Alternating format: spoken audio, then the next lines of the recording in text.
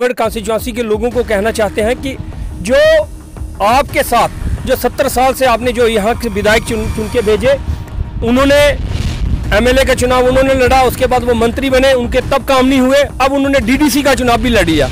अब वो क्या काम करेंगे जब वो सरकार के अंदर मंत्री थे तब नहीं कर पाए, अब वो डीडीसी का चुनाव भी लड़ रहे हैं। और मैं देख रहा था वो बाजार में ऐसे ही घूम रहे थे, तो बाजार की हालत आप देख सकते हो। मेन बाजार है ये जो मोहर का, यहाँ की हालत देखो, लोग डस्ट खा रहे हैं। हम यहाँ आधा घंटा नहीं खड़े हो सकते हैं, तो ये लोग जो यहाँ पे बिजनेस कर रहे हैं उनकी क्या हालत हो। सर सेंटर में आपकी सरकार है, बाला इलाकों में क्या करा है आपने, ये सवाल है मेरा। नहीं कौन से इलाके, कौन से इलाके, ये बाला इलाका है, गुल गुलाबगढ़ रियासी से पीछे इलाके में आपने क्या डेवलपमेंट करा है, सवाल ये है। बाला इलाके में हम आप इस समय भी जाइए, बाला के इलाका जो है हम वहाँ से होकर आए हैं। जितनी भी स्कीम जो काम चल रहे हैं सेंट्रल स्पॉन्सर स्कीम ही चल रही है। स्टेट के जो पिछले जो मंत्री रहे उनका कोई कार्य नहीं हुआ है। क्या लग रहा है बीजेपी ने बाला इलाकों में डेवलपमेंट करा है? बिल्कुल पीएमजीएसवाई की अगर रोड जहाँ जा रही है, आप देखिए कहाँ इलाके हैं, कहाँ वो जहाँ पे जियारत है और कहाँ पे रोड लग रहे हैं। सिर्फ एक ब्रिज का काम रह गया है। वो भारतीय जनता पार्टी की जो सेंट्रल स्पॉन्सर स्कीम है, जो उनकी सरकार की स्कीमें है, जो मोदी सरकार की स्कीम है, वही लागू हो रही है। क्या लग रहा है 370 वापस आएगा? देखिए अब मैं ये कहूँगा कि 370 का नाम लेना भी अब मुझे लगता है उसका नाम नहीं लेना चाहिए। 370 अब दफन हो चुका है, इसका नाम अब इतिहास के पन्नों में गुम हो चुका है। बाकी पार्टियों के तो दावे हैं कि 370 हम वापस ला के रखेंगे, ये हमारा बुनियादी हकूक है। देखिए बाकी पार्टियों ने तब ये कहा था कि 1947 के बाद जब उन्होंने चुनाव लड़े यहाँ पे, जहाँ उनकी सरकारें रही, उन्होंने एक ही उनका मकसद था कि 370 को हमने जाने नहीं देना है, ये हमारी सरकारें रहेंगी तो ये जाएंगी नहीं। युवा जुड़ रहे हैं, मेरी बात सुने, युवा भारतीय जनता पार्टी के साथ ही जुड़ रहा है। आज देश की और पूरे विश्व की क्या लग रहा है मैक्सिमम युवा 17 करोड़ जो अपनी पार्टी की जो सबसे ज्यादा हमारी स्ट्रेंथ है, भारतीय जनता पार्टी की सबसे विश्व की सबसे बड़ा दल इस समय भारतीय जनता पार्टी। आप यूनिक न्यूज नेटवर्क देख रहे हैं और मैं हूं शोएब, बीजेपी के डिस्ट्रिक्ट प्रेसिडेंट मेरे साथ बातचीत करने के लिए मौजूद हैं। सर बहुत बहुत शुक्रिया आपने समय दिया हमें बातचीत करने के लिए। आज आप कहाँ गए थे, क्या आज आपका इलाके में दौरा करने का मेन मकसद था, तफसील से बताएं। धन्यवाद। आज पिछले 2 दिन से भारतीय जनता पार्टी के पूरा संगठन इस गुलाबगढ़ कॉन्स्टिट्यूंसी में हमारा दौरा हो रहा है और भारतीय जनता पार्टी के संगठन के लोग हैं, उन लोगों से संपर्क किया जा रहा है। और जो पुराने कार्यकर्ता हैं जो घर में चुप करके बैठे हैं, उनको भी हम स्ट्रेंथ दे रहे हैं कि वो बाहर निकलें। और जो पिछली सरकारों ने जो कार्य रुके पड़े कार्य हैं, उनको भारतीय जनता पार्टी उस कार्य को करने के लिए, साकार करने के लिए, हम एक तो संगठन को मजबूत करने के लिए यहाँ पे आए हुए हैं, और दूसरा उन लोगों को भी हम अपने यहाँ के जो गुलाबगढ़ कॉन्स्टिट्यूंसी के लोगों को कहना चाहते हैं कि जो आपके साथ जो 70 साल से आपने जो यहाँ के विधायक चुन के भेजे, उन्होंने एमएलए का चुनाव उन्होंने लड़ा, उसके बाद वो मंत्री बने, उनके तब काम नहीं हुए। अब उन्होंने डीडीसी का चुनाव भी लड़ लिया। अब वो क्या काम करेंगे जब वो सरकार के अंदर मंत्री थे तब नहीं कर पाए, अब वो डीडीसी का चुनाव भी लड़ रहे हैं। और मैं देख रहा था वो बाजार में ऐसे ही घूम रहे थे, तो बाजार की हालत आप देख सकते हो। मेन बाजार है ये जो मोहर का, यहाँ की हालत देखो, लोग डस्ट खा रहे हैं। हम यहाँ आधा घंटा नहीं खड़े हो सकते हैं, तो ये लोग जो यहाँ पे बिजनेस कर रहे हैं उनकी क्या हालत होगी। मैं अपने सरकार से अनुरोध करूंगा कि कम से कम इस बाजार को जल्दी से जल्दी कंप्लीट किया जाए।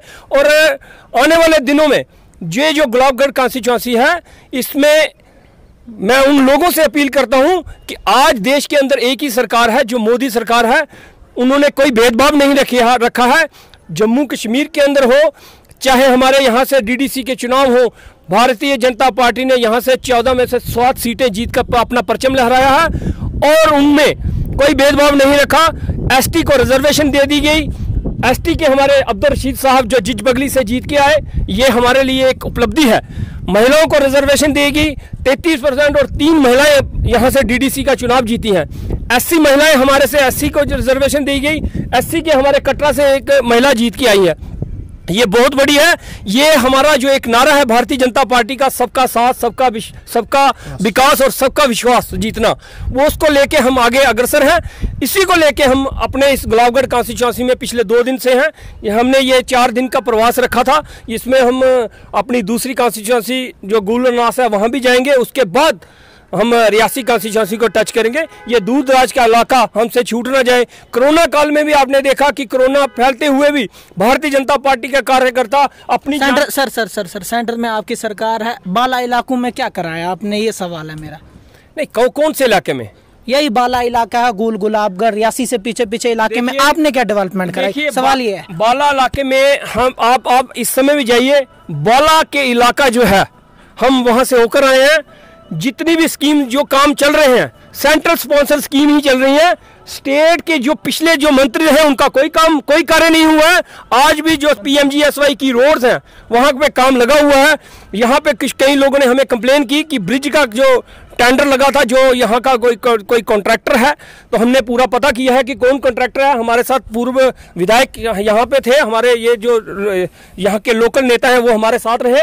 वहाँ पे जो कंप्लेन हुई हमने उसको नोट किया है और अपने जो अपना प्रदेश नेतृत्व है और केंद्रीय नेतृत्व यहाँ पे क्या लग रहा है बीजेपी ने बाला इलाकों में डेवलपमेंट कराई? बिल्कुल, PMGSY की अगर रोड जहाँ जा रही है, आप देखिए कहाँ इलाके हैं, कहाँ वो जहाँ पे जियारत है और कहाँ पे रोड लग रहे हैं। सिर्फ एक ब्रिज का काम रह गया है। वो भारतीय जनता पार्टी की जो सेंट्रल स्पॉन्सर स्कीम्स हैं, जो उनकी सरकार की स्कीमें हैं, जो मोदी सरकार की स्कीम है, वही लागू हो रही हैं।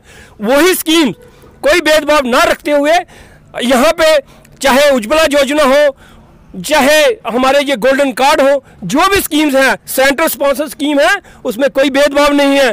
कोई NC का नहीं देख रहे हैं, कोई मुस्लिम नहीं देखते, कोई ईसाई नहीं देख रहा है, कोई किसी की जात पात को नहीं देख रहा है, किसी धर्म को नहीं देख रहा है। सबको उसका बेनिफिट मिलना चाहिए।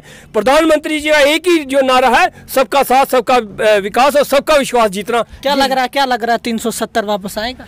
देखिए मैं ये कहूँगा कि 370 का नाम लेना भी अब मुझे लगता है उसका नाम नहीं लेना चाहिए।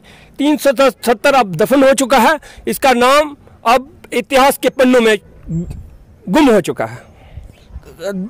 बाकी पार्टियों के तो दावे हैं कि 370 हम वापस ला के रखेंगे, ये हमारा बुनियादी हुकूक है। देखिए, बाकी पार्टियों ने तब ये कहा था कि 1947 के बाद जब उन्होंने चुनाव लड़े, यहाँ पे जहाँ उनकी सरकारें रही, उन्होंने एक ही उनका मकसद था कि 370 को हमने जाने नहीं देना है। ये हमारी सरकारें रहेंगी तो ये जाएंगी नहीं। युवा जुड़ रहे हैं, मेरी बात सुने, युवा भारतीय जनता पार्टी के साथ ही जुड़ रहा है।